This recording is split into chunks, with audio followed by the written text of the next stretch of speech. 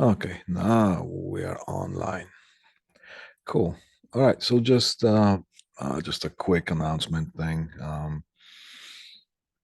Excuse me, just so you know, I have extended that the online test till the end of today, 11:59 p.m., which is June 6th. All right, that's because there was one day that the internet was cut off for our school. So I just thought, it would be fair that I extend that date because of that. All right, excuse me. All right, so we're going to do two topics here. Well, pretty much one topic, but we're going to finish up on what we've started yesterday. And this was the last slide. By the way, there's no camera on my face today. I didn't do my hair. So, yeah. Okay. So this was the last slide. Let me just bring it up on the screen properly. There we go. That was the last slide that we were looking at yesterday. Please keep that table. That is going to be very useful to you whenever you are doing any network cabling for yourselves, or if you are doing, especially when you're designing the network cabling for clients. All right. The reason for that is, like, for example, here's the biggest example. CAT6. When do we get CAT5 or CAT6? Yes, CAT6 is better, but if the client says, yeah, well, is CAT6 better than CAT5? Yes. Technically, overall, the CAT6 is better than CAT5e. However, just look at the distances here. CAT5e is capable of 1 gigabit per second of transfer speed. Right, so that's the speed of that cable. That's what it's designed for. CAT6 can carry 10 gigabits per second. And remember, when we are talking about speed, we're talking about bits per second, and 1 bit, well, actually 8 bits is 1 byte. All right. So, but we're talking about 10 bits per second when we're talking about speed. But when we were talking about storage, like, for example, a hard drive storage, you could say 500 gigabytes. And of course, there is no per second because it's just a storage. All right. So bits per second for speed, and bytes, period, for the storage. Okay, just so we know. Now, CAT6 is able to carry 10 gigabits per second transfer speed up to 180 feet, end-to-end termination. So if a client wants CAT6, you better make sure that that the runs that you want to run the CAT6 cable don't exceed 180 feet, because then you are paying for CAT6 cable. However, you're only getting the specs of CAT5e. Just so this is basically how you use this this table that I have prepared for you. All right. And we were going to start on this, and we didn't. So we're going to continue with that. Just a couple of slides. No, 2, 3, 4 slides. There's a standard of T568. All right. Wiring details. If you look at the jack or plug, for example, right? The pins we're counting like this: 1, 2, 3, 4, 5, 6, 7, 8, just like that, holding the plug away from you with the prongs, and the latching clip, it basically has to be down below. All right. So if you were looking into the faceplate, into a jack with the prongs on top, and the prongs should be on top because the gravity can bring all kinds of dust, debris, and moisture and whatnot, and can affect the connections. So in a wall jack, the prongs should be on top. And so if you're looking at that, you will be counting pins from left to right. But this is the pin counting, not the pairs. Remember how we counted the pairs? Let's see if we have that. Well, here, if you take a look at this, and then you translate that into this. So here is, well, 1, 2, 3, 4, 5, 6, 7, 8 pins. This is how we count them, right? So pair number one, see, these are the pairs. Okay, so pair number one, pair number two, pair number three, and pair number four. See that? Remember the little dance that we did? 1, 2, 3, and 4. Okay, so that's how we are counting the pairs, and this is the T568. As opposed to the USOC configuration, we just have pair number one in the middle, and then we're going outwards, and we just keep going outwards. So there is not going to be a pair three here or in pair four here, but we just keep going outwards with USOC configuration. But and the USOC stands for Universal Service Ordering Code, and that's pretty much for telephony and most of that. But the T568 standard is for data, and that's how we count the pairs. Now, how are we looking at the what are the signals designations? So remember when we're talking about tip and ring? So here's tip and ring, tip and ring, tip and ring, and tip and ring. All right. So there would be also, we will talk about some of that later on. I don't want to go into details of this. That's would be a, well, in CAT5E, for example, we're only using green pair and orange pair. One is transmit, one is receive. It depends on which one is which. It depends on which end of the cable you're looking from.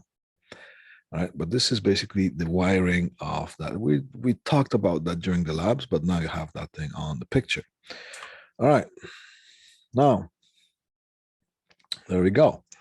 How is it? How is the transmission? This is CAT5E. All right. If it were CAT6, then all four pairs, or CAT6 and up, then all four pairs are being used. All right. So just the two pairs are being used for CAT5E, and the E stands for extended, right? As opposed to just CAT5. Now, this is the see, medium dependent interface. It's basically like a network card. Okay. So network interface card, media dependent interface. That's a pretty sophisticated. But if you see the MDI, that's what we mean. It's a card, right? Or interface. Was it a medium dependent? Well, what's the medium? Well, in this case, it's copper. Okay. All right. So this is network card NDI and MDI X hub. All right, so this would be the PC side, and this would be the hub or switch side, or the other side, according to the network. So it mostly we hub or switch. And in this case, in these days, we're talking about switches. Very rarely hubs. And of course, we know what the difference between hub and a switch is. If not, go back to the lecture notes and watch that little video that I give you. It's a couple minutes out of your life, and you're going to gain some important piece of information. So at the PC side, you would have the green pair. If this is A configuration, okay, you would have the pin 1 and 2, the green pair, transmit. This is the transmit side here. And of course, on the other side, this would be the receive. Makes sense. Transmit goes into the receive, right? And then there's the other side, goes the other way. Pretty straightforward, right? And it's a straight Ethernet link, straight as in terms of not crossover. Sometimes we need to use crossover because, for example, if we were connecting one PC to another PC, then we need to cross those lines. We need to connect the transmit to the receive pair and receive to the transmit pair on the other side, because those two network interface cards are wired the same. Those as opposed to the hub or a switch side, the network interface or the interface is wired to accommodate the PC side. So transmit goes into receive and on one side, and then transmit goes to the receive on the other side. Right? That is what a crossover connection looks like. Right? Basically, we are going to have, let's, for example, here, this would be the T568A, and this would be T568B wiring. That's if we are connecting two network interface cards that are wired the same, and we need to connect. So if you're connecting a PC to a PC, yeah. Some of the older switches require a crossover connection if you need to connect the switches together. Let's say, for example, your switch is capable of 24 ports, and you have more than 24 devices in the building. So you're going to get another switch, another maybe 24 port switch. So you're going to have 48 ports altogether, but those switches in the equipment rack, they need to be connected to each other, and sometimes the crossover cable is required to connect those two switches. However, most of the new equipment presently, we're talking about 2023 right now that this thing is recorded, most of the switches and devices as such, they have automatic sensing. So it doesn't matter where if you're connecting those two switches with a crossover cable or with a straight link cable, they have sensing circuitry, and they're going to accommodate to whatever is connected to them. Right? They will just need a little couple of seconds to think about what was plugged into them. Okay. All right. Now, see, this is when we are doing the lab that we're doing the, I think Group A has done it already, when we're doing the toolless jacks. And the only reason why we do the toolless jacks in a crossover configuration is not because if it's a toolless jack, then you need to do a crossover connection. No. Most of the time, you will be just doing straight links when it comes to terminating cables. However, I'm asking you to connect the toolless jacks in the crossover configuration just so we could analyze the pattern, right? So this is just for the lab purpose, right? And that basically is, if you look at this, these are pins 1, 2, 3, 4, 5, 6, 7, and 8. And look here, there's a provision for the shield if it were a shielded twisted pair cable, right? So you can see over here, pin 1 goes to pin 3 right here. Okay, look at that. Pin 1 goes to pin 3. One is A, one is B, right? And then pin 2 goes to pin 6 here. Pin 2 goes to pin 6. So if you see that kind of pattern on the screen, yes, then you're talking about the crossover, and this would be CAT5E crossover, no further than CAT5E, because CAT6, we're going to have to cross over more pairs. In CAT5E, just the green and the orange pairs are being switched around, and you see the blue pair right here in the middle, they're just going straight through, and the brown pair right here on the side, it just goes straight through. So sometimes you're going to see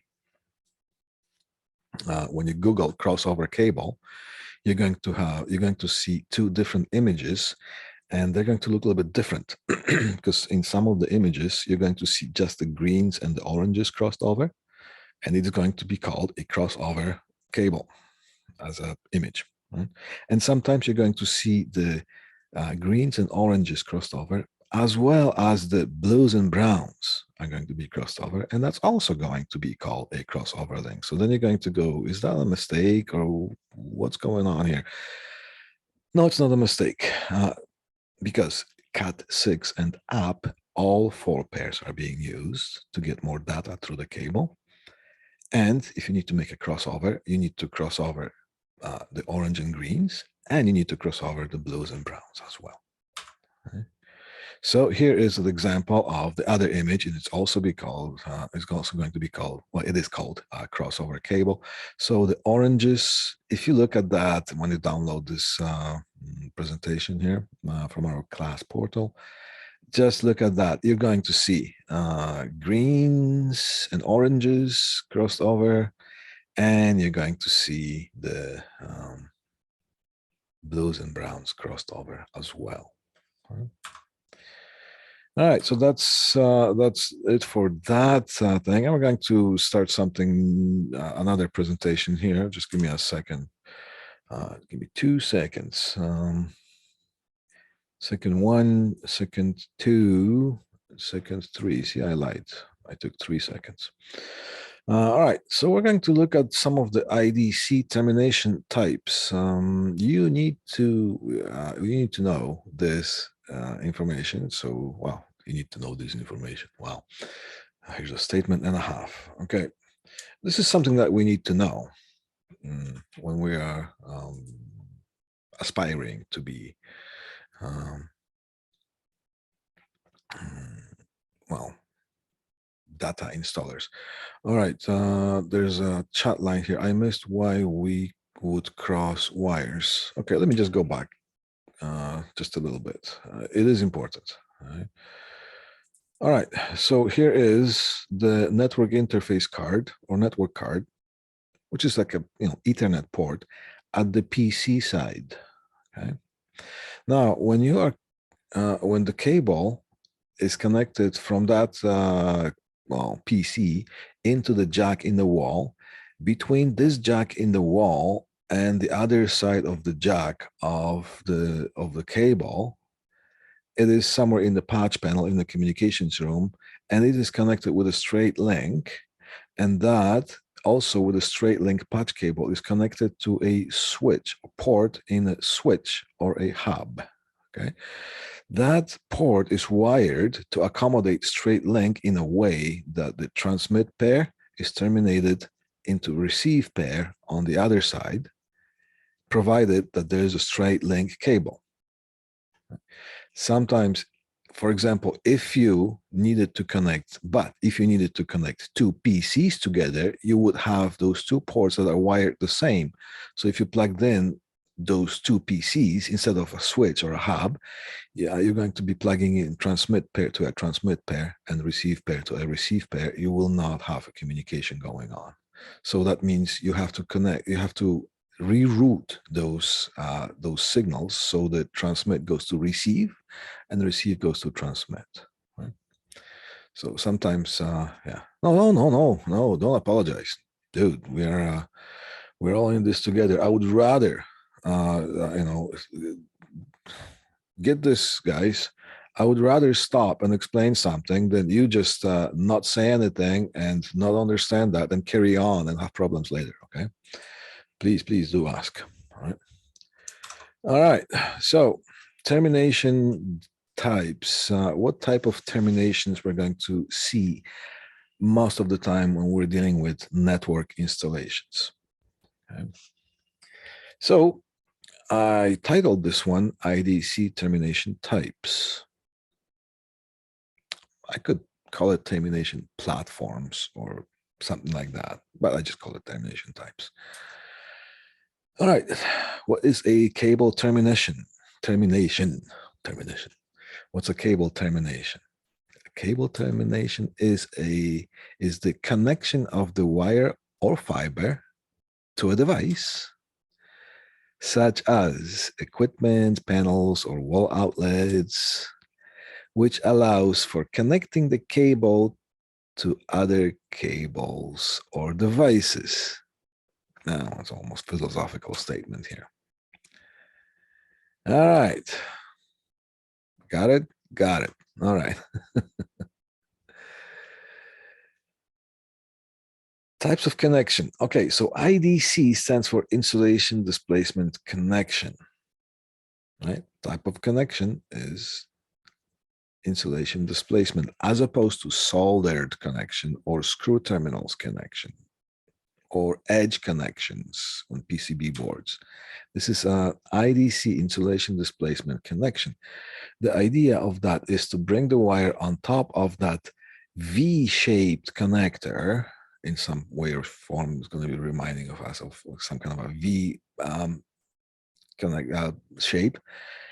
And then we are using some sort of a punch down tool in order to push that wire in, just force that in. What happens at the connection side? The connector bites into the insulation and makes connection with the copper, and it stays there.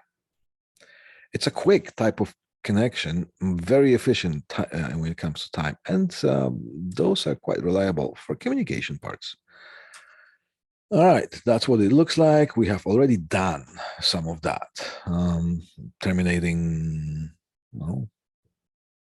computer jacks or the data jacks, Ethernet jacks, and plugs. All right, now there's a little bit of a history of why this thing was invented. Basically, it's efficiency. Right? It takes much quicker to do a bunch of punch connections, than to prepare the wires, get the soldering iron and soldered. Of course, soldered connection will be much more reliable, but the IDC is reliable enough to be considered as, well, reliable up to today's standards. So it's being used, right? The only one thing here, I left it here. This here cable or conductor, it is wrong because it should, I got this thing from the internet somewhere, but I kept it just so I can explain it. It shows a stranded core conductor. This type of connection doesn't like stranded cable conductors, because when you're punching down and those connectors are biting into the wire, making contact, they can break some of the strands, and it's not a very happy situation, right? So solid core should be used for that. The exception is when you're making, remember when we made in our lab, during one of our labs, we made a patch cable with 2 RJ45 plugs at both ends. Now, those patch cords can be made with solid core wire, and they can also be made with a stranded wire. And when we crimp that jack, the prongs, the other side of the prongs on the bottom side of the connector, they bite into the insulation. They just go into the insulation, making contact with copper. Stranded cable can be used. Stranded core cable or conductors can be used in that case, providing that the plugs that you use are designed to work with stranded core conductor. If you're using solid core, use the jacks or plugs that are designed for solid core. Stranded, use the ones that are designed for stranded. They're shaped a little bit different in a way that they bite into the insulation. General overview. Presently, and right now it's 2003, the 2 most common punch-down platforms are used in, well, we're in Canada, so that's what we're going to talk about here, okay? Well, mostly. I'm going to mention some other places as well here in this presentation. We're going to, the most of the new installations you're going to see in 110 configuration. It's a 110 platform, and the 110 is not a number. The 110 treated as a name or a designation. It's a 110 punch down platform. It has to do with the shape of the connectors and the punch down tools to accommodate the shape of the connectors. You're also going to see BICs. Building Industry Cross Connect, I think that's what it is. Yeah, I'm pretty sure that's what the abbreviation stands for. And it's a BICS platform. We're also going to terminate BICS during our labs. We already have done some of the, where's my mouse? Some of the 110. We're also going to use the BICS platform. Okay. You're going to see BICs less and less as time goes along, and maybe in 20 years, you won't see them at all. Although I shouldn't be saying that, because you still might see some existing installations.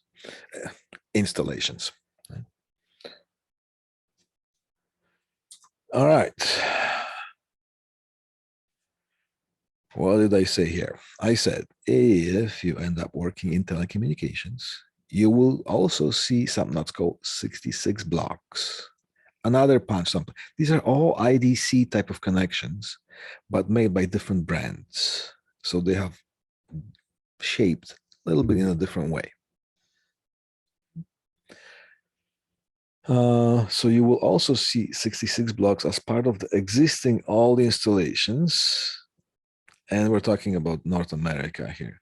In the States, you might see more of the 66 blocks than BICS as far as telephone connections, because that's for telephony. 110 is mostly for data, and you can use telephony as well. So in the States, you will see more of the 66 than BICS still. In Canada, you will see more BICS than 66 blocks. The 66 system is widely used in USA, so if you get an installation contract from a company located south of the border, well, we're in Canada, you might find 66 blocks shipped to you. What do you do with that? You can decide what to do with it. The most common practice is, and I'm saying that thing with a kind of like a smirky smile, the most common practice is recycling the 66 blocks and replacing those with the BICS system. So if we have, if somebody's watching from the States, well, that's what we do in Canada, all right? Okay. All right, general review continued. There are many punch-down platforms. The shapes and forms might vary, but the purpose is one. What is the purpose? It's important to organize the field wiring in a permanent, here's the keyword, permanent and systematic way. If you have 2 or 3 connections, no problem. You can just connect it as the spider would weave the web. But if you have 800 connections, you better have some sort of a systematic way of doing that, so you can make heads and tails out of what you have done, and you can connect things, and you can troubleshoot things, and service things, and add on to things, and expand. So, well, it's the purpose of the punch-down platforms. So to organize the field wiring in a permanent systematic way so it can be easy to cross-connect various points of the cable infrastructure. Now, permanent cabling, which means permanent installation, you terminate a jack onto the you terminate the cable to a jack in the wall, or and that jack is permanently mounted in the faceplate, in the back box. It's in the wall. So permanent cabling structure makes it possible for each cable run for the cable runs to be tested and certified because they are permanently installed. You can plug in a tester and you can run the tests on the tester, and you can save that to the memory and you can present it to the client. Yes, this is basically what is in that wall. Anything else that's plugged into it is portable, but the permanent installation is the permanent installation, and it can be certified and tested. Ooh, there's one more line. This way, this way, cross-connecting changes will not affect the physical structure of the permanently installed cabling. All right. All right, let's see what things look like. BICS. That's what things look like. This is the punch down tool, and the punch down tool has a moving knife for the BICS. All right. And this is the shape of the punch down head. And this is what the connector looks like. These are the connections here. BICS. And one of the most things that you can see, it does have a moving knife. So this thing is pivoted here. When you punch it down, this thing kind of moves and cuts the access cable off, or conductor. So that's what the BICS looks like. 110, as opposed to BICS, it has a stationary knife or a cutting blade. You just have to make sure that you position that in the direction that this cutting edge is going to cut off the access wire, not the cable connecting to the jack. And you see this punch down head has a little bit different shape than the BICs. See that here? A little bit different. So it is important that those are not, knowing that these are not interchangeable. If you have a 110 connector, 110 type of a connector, you have to use 110 punch down tool. If you have a BICS type of a connector, you must, or we must use the BICS punch down tool. Otherwise, you're going to get a connection that is made not properly, which means there's a huge 50-50 chance that this thing is not going to work. Actually, more than 50-50 chance that towards not working properly. All right, 66 punch down platform. This is what the punch down head looks like. Now, this one here has punch down head in a way that it does not cut off the wire. And on the other side, it's going to have a cutting off edge. Or it's the other way. Well, sometimes, yeah, you just flip it. Sometimes you want to cut things off when you're punching, and sometimes you don't. Here is the 66 block. That's what it looks like. It does have those connectors. Let's see, there's a row here. And this one here has 1, 2, 3, 4. Now, they come in different configurations. Mostly, you're going to get those paired up. So these two connectors are connected internally, and it's going to be a split block. And there's going to be no connection here. And these two connectors are going to be connected to each other and only to each other. Next row, same thing, same thing, same thing. So you can connect a wire here, a pair, let's say this white and blue white. No, white here and blue white here, for example. And you can, if you want to carry it on somewhere further, you can punch it right into here. White and blue white, or whatever pair, it's going to go somewhere else, cross connect. Or you can punch it on the other side, the other one. And in this case, you're going to get those cross-connecting clips. They just shove onto that, and they're connecting these two. It's just metal clips that are being put just stuck onto here, so you can connect the whole thing. This is probably one that continues, and you can accommodate 25 pairs, but sometimes you're going to notice small ones that can connect maybe 2 or 3 pairs only. Right? Sometimes you're going to see ones that are not split, which means the whole row is connected. So no clips are needed. And sometimes you're going to see one that is, this one stands on its own, and these 3 are connected. And then you're going to use clip here if you want to interconnect, make a connection between, for this conductor. So these are 66 blocks, and you're inserting a couple of videos at the last slide. There are a couple of links, very short videos, showing how to terminate the 66 block. Why am I telling you this? Well, we're in Canada, that we are not, pretty much for the most part, we're not using the 66 blocks. However, in some instances, you are going to see some of those. And when you're going to go for a service call and you can see something like that, then you know how this works. If you need to connect one more line or disconnect one line or do any kind of connections and troubleshooting, so at least you know what you're dealing with and you're able to do the service call. Yeah. All right. Now, also, you might see something, and it's not as much in North America as it would be mostly in Europe, UK, maybe in India, I don't know. But it's not a very common platform for North America. However, it does exist, and it's popular in other parts of the world. It's cron. Now, this is what the punch down tool looks like for the cron. It's, you can see this also as a moving knife. And it has sort of like a Swiss Army knife type of thing. You know, you can slide things out to whisk wires out of the sockets and things like that. So, you know, it's a nicely, swiftly made tool.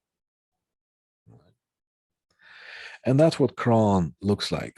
Very similar. Well, it's not 110 and it's not Bix, it's cron. Now, the biggest difference between all of those that we mentioned so far and the cron, so Bix 110 and 66, and this is where cron stands out. In Bix 66 or 110, you can only punch one conductor per connector. And in cron, those connectors are designed in a way that you can stack them up. You can put more than one conductor in one slot, and it's fine. It's going to work. It's designed that way. Now, how many can you put in? Well, you gotta read the specs on the connector that you're getting. Termination example. How do they look like in action? That's what Bix looks like. What do we have here? We have a Bix field with Bix frames. And there are some of those cable management rings, so you can run the cross connect wire. Can they zoom that in or not? Yes. So over here, there will be telephone lines coming from the city. And over here, there will be like 100 pair cable, for example, coming out of that distribution box right here. And that 100 pair cable goes and is being terminated. 1, 2, 3, 4, 25 pair connector strips or connectors. And so you can get those pairs out and cross connect them to something else. And over here, it looks like a field wiring. What's a field wiring? Well, it's the wiring that goes to the rest of the inside of the building. So when those things are being terminated at the back, so you terminate at the front and flip it, so the front becomes the back. So you have clean slate to terminate things on right here on the side. So let's say there's pair number 3 from here needs to be terminated to pair 17 on this strip. You get a 1 pair cross connect cable. You just punch it here, run it along the side, bring it out, run it through the cable management ring, make a little bit of a UE there. You need a bit of a slack, and bring it into wherever it needs to go here and punch it right there. That's called cross connecting. So that's what Bix looks like in action. All right, 110. We have done already 110. 110 is mostly used for data terminations. And you can terminate the jacks that are mounted in the walls. And you're also terminating the patch panels. Now, over here, that looks like it's something that is unloaded patch panel. Well, it's loaded, unloaded. It was unloaded and it was loaded. Right? The difference between loaded and unloaded patch panel is that loaded patch panel is going to have all the backside of the ports that correspond to the front, the jacks. It has permanently mounted, the patch panel have this ports permanently mounted, maybe in cascade of 4s or maybe just one big strip. But that would be the loaded patch panel. Comes in with all filled in with those jacks and ports. Unloaded, it's just a part like a frame here, like a faceplate, long faceplate, 19-inch rack space unit. And you have cavities to accommodate the jacks. So you are going to terminate the jack on the wire, and then you're going to clip that into the cavity, and so on. Some people prefer it one way, some people prefer it the other way, and some people just do what they are given to terminate. So that's mostly what you're going to see, excuse me, you're going to see as far as 110 type of termination. 66. All right, here's a picture of what 66 termination field would look like. That's a big communications room. And sometimes you're going to have just that one of those big, those 66 blocks somewhere in the communications room to accommodate maybe 10, 5, 15, 3 or 2, or maybe just one line, telephone line. Take a look at those videos here that I've included when you download the presentation. They are short videos. This one is 3 minutes. This one is 10 minutes. Oh, that's the longest one. And this one is 7 minutes. Just so you have an idea, some sort of idea of how the 66 blocks work. Okay, so this is it for today's class.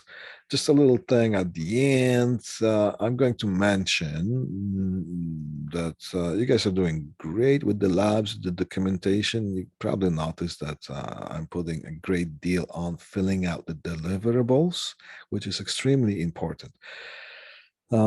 Because if you don't fill out the deliverables properly, well, you don't get paid. So you can spend the whole week, 2 weeks, month, 3 months doing the job. And if you don't fill out the documentations, you have wasted that time because you're not going to get paid.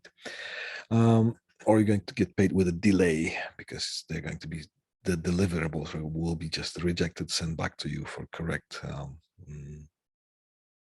attention. Right?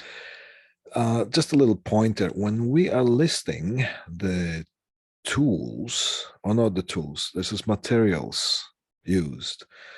Get into a habit of not listing the tools that we're using. Just list the billable materials. How many jacks have you used? How many feet of wire?